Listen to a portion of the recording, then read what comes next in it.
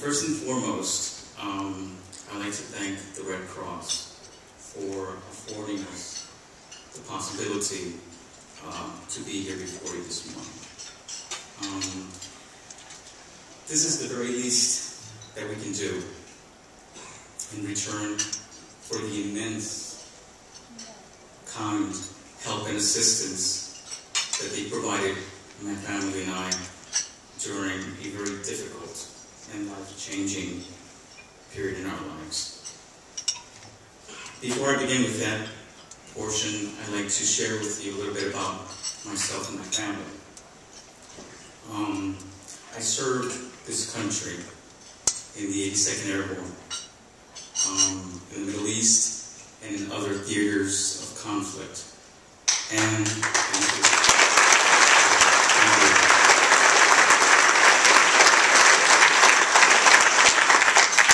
looking back at my military experience, I've found similarities between our armed forces and the Red Cross in the sense that they deploy within our country and abroad in the need to serve people who are in need and that they are vulnerable.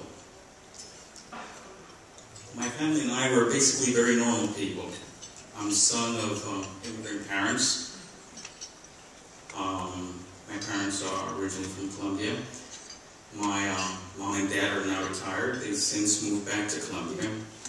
My dad, by the way, also served our country during the Vietnam War. As you can see, we come from very modest beginnings. I grew up in South Bronx. Was educated through our public school systems, went to our local colleges, and today I'm very, very blessed, very fortunate to be in a rewarding role. I work for JP Morgan here in New York in the Asset and Wealth Management Division. My wife, Diana, she's also from Colombia.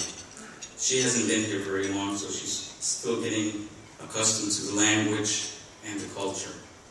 My daughter, my wife, and I, we live in Queens.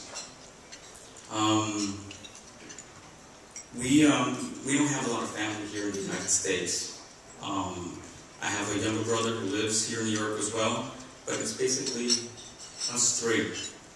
And that can be a little bit difficult at times. I'm sure that a lot of you may also understand that. You know, when you come from another country and make headway in this city and in this country, it could be a little bit difficult at times. Last October, Sunday night, just before we were getting ready to go to bed, a fire broke out on the 3rd floor of the 3-family building that we lived in. It spread very, very quickly. Basically, it gave us little or no time just to escape with what we had on our backs. We had no time to grab a hold of anything. Nothing at all. We left behind all of our belongings. Things that we had handpicked, bought, things of significant value. My daughter, she lost every toy she had owned. Every doll Santa had given her in the last couple of Christmases.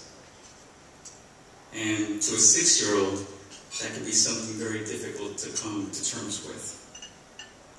From one moment to the next, your life completely changed. After the fire department had put out the fire, you know, my wife and I, we looked at each other, and we were just basically faced with what can be best described as one of the darkest moments in our lives as a family. We had to realize that we had lost everything. Everything we had worked for since our arrival here in the U.S., her arrival. Yet, in the midst of all that confusion and bleakness, the Red Cross responders were there. They embraced us in our despair, in our sadness, and they provided a sense of humanity. They assisted us with clothing, because literally we had nothing, with food, a place to stay that evening. I particularly remember one young lady, one of the first responders that evening.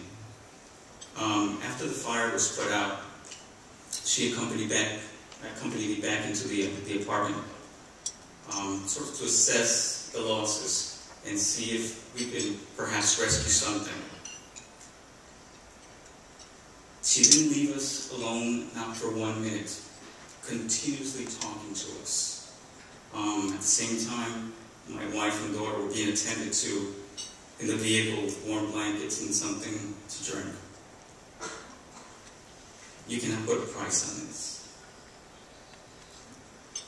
You can't substitute the humanitarian response that the Red Cross offers in a moment such as the one we lived last October. In the coming days and weeks, they provided additional emergency services and referrals. Our caseworker, Lillian, was instrumental. I think caseworker doesn't describe it. She basically became part of the family.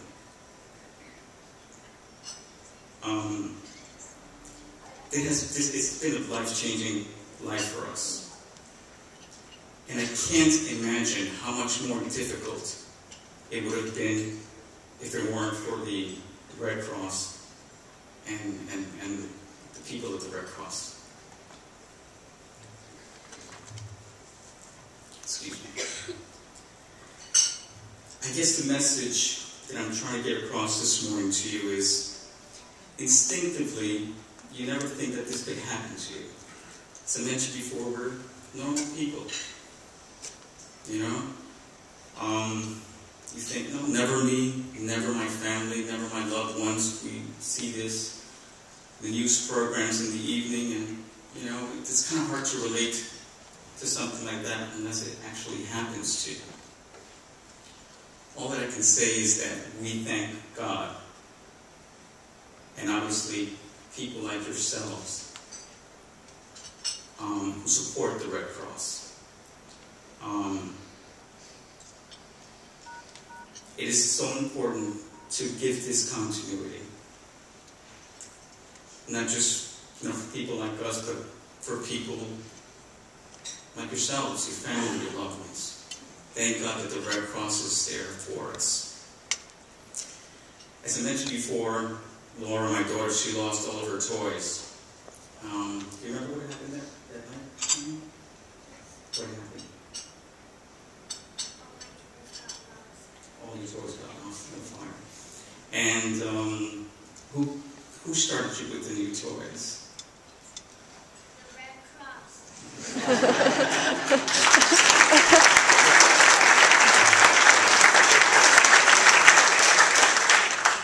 That's basically our story here.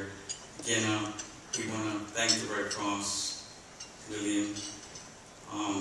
Again, we can't imagine how it could have been if it weren't for you. And thank you. Thank you all for being here, and I hope that you can somehow relate to what happened to us, and literally can happen to anyone. And thank God for the Red Cross. Thank you so much.